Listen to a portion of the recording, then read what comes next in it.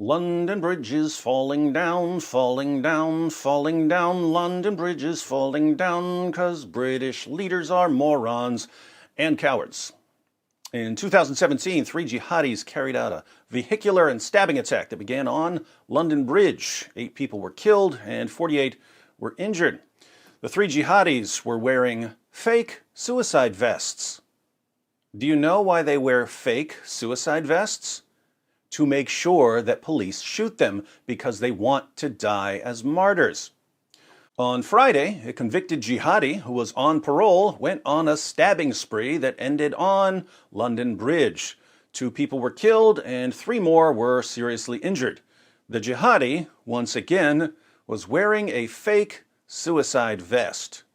Why did these men want to die as martyrs? Because their religion teaches them that being killed while waging jihad is, quite literally, the greatest thing in the world. Sahih al-Bukhari, 2785. A man came to Allah's messenger and said, "Guide me to such a deed as equals jihad in reward." He replied, "I do not find such a deed." Sahih al-Bukhari, 2795. The Prophet said, "Nobody who dies and finds good from Allah in the hereafter would wish to come back to this world, even if he were given the whole world and whatever is in it, except the martyr, who, on seeing the superiority of martyrdom, would like to come back to the world and get killed again in Allah's cause." Sahih al-Bukhari, 2796. The Prophet said, "A single endeavor of fighting in Allah's cause in the afternoon or in the forenoon is better than all the world and whatever is in it." Sahih al-Bukhari, 2797. The Prophet said, "By him in whose hands my soul is, I would love to be martyred in Allah's cause and then come back to life and then get martyred and then come back to life again and then get martyred and then come back to life again and then get martyred." According to Surah 33, verse 21 of the Quran, Muhammad is the pattern of conduct for Muslims. According to Muhammad, what's the greatest thing in the world? Being killed while waging jihad. Fortunately, most Muslims either don't know what Muhammad said or they don't think it's all that important. But some Muslims do take Muhammad's teachings and example very seriously. The most recent London Bridge jihadi was one of them. The BBC reports. Police have named the London Bridge attacker as Usman Khan, who was previously part of a group that plotted to bomb the city's stock exchange. 28 was out on license from prison. License is British for parole. When he killed 2 people and injured 3 others in the stabbing attack on Friday before being shot dead by armed police. Since being released in December 2018, his conditions requiring him to wear an electronic tag had been living in Stafford. This just in, British police shocked to learn that wearing an electronic tag doesn't stop someone from going on a killing spree. He also took part in the government's Desistance and Disengagement program, the purpose of which is the rehabilitation of those who have been involved in terrorism. Well, that program seems to be working out well. Was out of prison for almost a whole year before he went on a killing spree. In 2012, he was sentenced to indeterminate detention for public protection with a minimum jail term of 8 years after pleading guilty to preparing terrorist acts. The sentence would have allowed him to be kept in prison beyond the minimum term should the authorities have deemed it necessary. In a reference to and 2 other defendants, the trial judge said, "In my judgment, these offenders would remain, even after a lengthy term of imprisonment, of such a significant risk that the public could not be adequately protected by their being managed on license in the community, subject to conditions by reference to a preordained release date." Sounds like a smart judge. He added that the safety of the public in respect of these offenders can only adequately be protected if their release on license is decided upon at the earliest at the conclusion of the minimum term which I fixed today. Notice what he said here. He said he's not going to give and his friends a release date because they may be too dangerous to release. So he sentenced them to a minimum of 8 years, and only after those 8 years would it be decided whether to set a release date for parole. And yet, was released on parole, and he went on a killing spree. So what happened? But in 2013, the Court of Appeal quashed the sentence, replacing it with a 16-year fixed term, of which should serve half in prison. He was then released automatically at that point. So the trial judge said, look, you can't just release this guy after some fixed sentence. You don't know what he's going to be like when his sentence is up. The appeal court said, too bad, he's going to serve 8 years and then he's free to go. Was arrested in 2010, so he was free to go in 2018. Just as the trial judge warned, police could not adequately protect the public from this man. That's why people are dead. Electronic tags can't keep jihadis from stabbing people. Born and raised in Stoke-on-Trent, was originally jailed along with 8 others who were arrested in 2010. The 9, inspired by Al-Qaeda, had been under surveillance by MI5.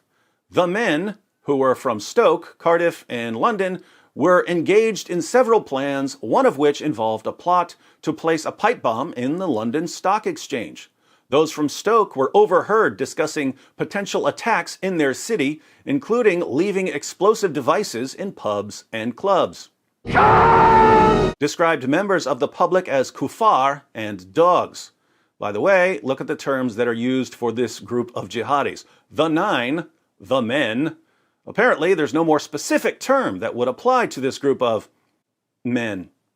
At one point, was monitored in conversation about how to construct a pipe bomb from a recipe in an Al-Qaeda magazine. Ha! I learned how to do it when I was 18 from the Anarchist's Cookbook. Better be glad I'm a Christian now. The men had also been funding a proposed madrasa, a college for Islamic instruction, abroad, which was to be used for firearms training and would have been attended by... The Court of Appeal judgment said the groups were clearly considering a range of possibilities, including fundraising for the establishment of a military training madrasa in Pakistan, where they would undertake training themselves and recruit others to do likewise, sending letter bombs through the post, attacking public houses used by British racist groups, attacking a high-profile target with an explosive device, and a Mumbai-style attack. Several years ago, I posted a video titled The Jihad Triangle, in which I explained that jihad isn't the result of one factor, mere belief in Islam, but the result of 3 factors. Jihad requires 1, belief that Islam is true, 2, some understanding of what Islam teaches about jihad, and 3, the right personality type. Some people are willing to die for what they believe, others aren't. When you have someone who, 1, believes that Muhammad's words are true, 2, knows what Muhammad said about jihad, and 3, is willing to lay down his life for what he knows, you get jihad. Usman Khan obviously had the Jihad Triangle. Illuminati. But he was sent to prison. Now, if you send a jihadi to prison, and you know he's going to be released one day, you'd better make sure you remove at least one of the sides of the Jihad Triangle. If you don't, you're releasing a jihadi, and it's only a matter of time before he goes on a killing spree. But which side should you try to remove? Should you try to change his personality type? Should you try to transform him from a man who's willing to die for what he believes into a man who isn't willing to die for what he believes? Sorry, but you're not going to change his personality type. Should you try to undermine his understanding of jihad? In other words, should you try to convince him that Islam is really a religion of peace? That's the goal of the de-radicalization programs that terrorists are put through. Unfortunately, no serious jihadi is going to learn about Islam from a booklet handed to him by the British government. He gets his religion from Allah and Muhammad, and he already knows what they say. He'll be happy to pretend that the de-radicalization program is really making a difference in his life, but that's just to help him get out on parole. The best chance you have of changing a jihadi's mind is targeting the remaining side of the jihadi triangle, his belief that Muhammad is a true prophet. Some of you are thinking, no, you can never change a jihadi's mind. Absolute nonsense. If you pile on enough facts about Muhammad and you refute enough lies about Muhammad, a lot of people will leave Islam. Not all of them, but a lot of them. And many of those who don't leave Islam will nevertheless have their confidence shaken to the point where they're not going to go out and slaughter a bunch of unbelievers. The reason we don't see many jihadis leaving Islam is that they never have their confidence shaken. Their family tells them Muhammad was great, Muhammad was wonderful. All their friends tell them Muhammad was great, Muhammad was wonderful. Their imams and sheikhs tell them Muhammad was great, Muhammad was wonderful. Politicians tell them Muhammad was great, Muhammad was wonderful. Not that they care what politicians say. Journalists tell them Muhammad was great, Muhammad was wonderful. Not that they care what journalists say.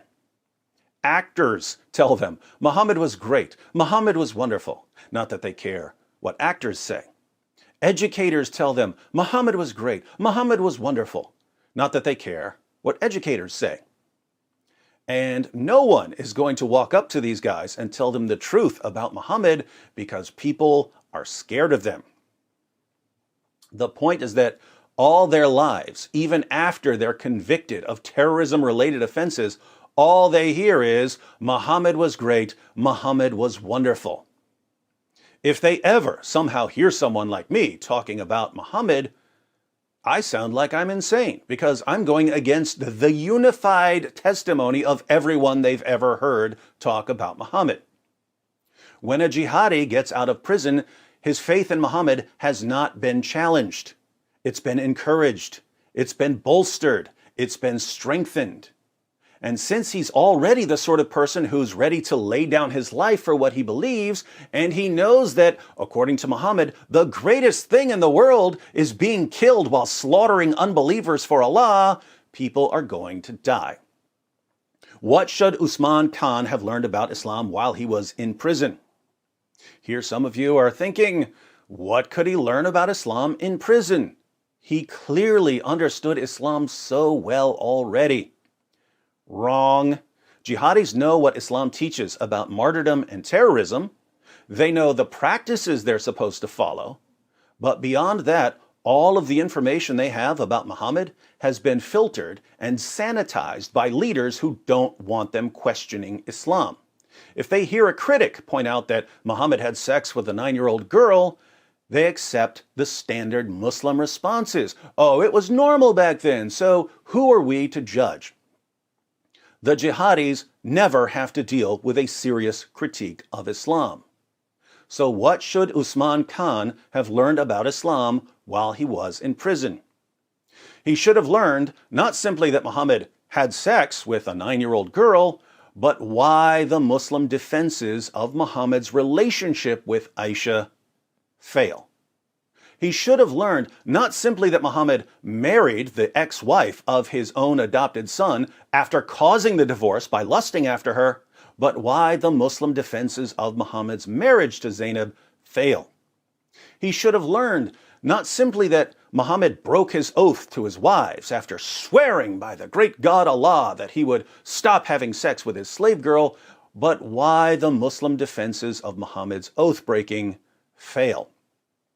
He should have learned that when his leaders told him that Muhammad was the greatest man who ever lived, they were spouting utter nonsense because Muhammad doesn't crack the top 99%. He should have learned that when his leaders told him that the Quran has been perfectly and miraculously preserved, they were lying because the Quran has gone through numerous changes over its history. He should have learned that when his leaders told him that the Quran contains miraculous scientific insights, they were lying because the Quran is a scientific catastrophe. He should have learned about Muhammad thinking that he was demon-possessed when he began receiving revelations. He should have learned about Muhammad repeatedly attempting suicide. He should have learned about Muhammad admittedly delivering revelations from the devil. He should have learned about Muhammad claiming that he was a victim of black magic that gave him delusional thoughts and false beliefs. In short, he should have learned what no one has ever bothered to tell him, and he should have been shown all of these things directly from Islam's most trusted sources. In fact, convicted terrorists should be required to learn what no one has ever bothered to tell them about Muhammad. Terrorists should be locked in a cell where they hear David Wood and the Apostate Prophet and Islam Critiqued and Sam Shamoun and Christian Prince videos blasting over a loudspeaker 16 hours a day. It sounds harsh, but it's the best chance you have of breaking the jihad triangle. Instead, Muhammad is praised by everyone, and the terrorist is eventually released from prison with the jihad triangle perfectly intact and firmer than ever, and people get killed. The victims of these terrorist attacks are victims not only of the teachings of Muhammad, but also of the cowardice of politicians and journalists to stand against those teachings. Cowards should not be running countries. Cowards should not be reporting the news. Cowards should be huddled in corners, lamenting their own cowardice while wearing coward caps. Sadly, there are so many cowards in our time that they form a majority in many countries, and they choose people like themselves to lead them and report their news.